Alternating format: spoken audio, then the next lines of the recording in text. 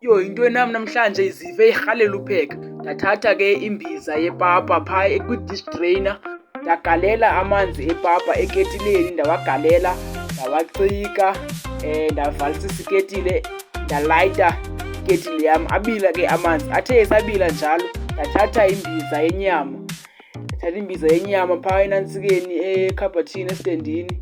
Ndayivula ke imbiza yam lena, ndayibona uba i-clean. Ndathatha inyama phaa efrijini, ndafaka ke iipisi ezi zibalekayo, iipisi eziyi-4. Kaloku ekhaya siba yi-4 asikho baninzi. Ndazifaka ke iipisi zam kanjalo, ndafaka eyesithathu, ndafaka naleyesine. Into engathi ayifuni uphuma nje leyesine, yade yaphuma ndayifaka. Ndabuyisela inyama yam efrijini, ndavala ifriji. Amanzi wam epapa ayabila kanjalo. Ndabeka inyama le bendiyifaka phaa enantsikeni esitovini.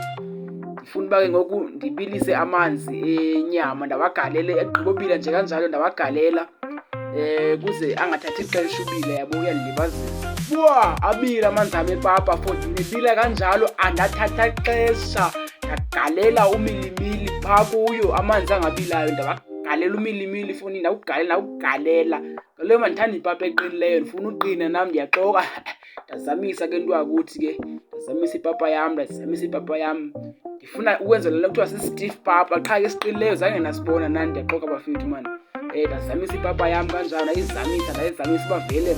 Okay bafethu, u-part 2 wale vlog yopheka uyeza bafethu, naxa sekuvuthiwe ukutya, naxa sendiphaka. Danko.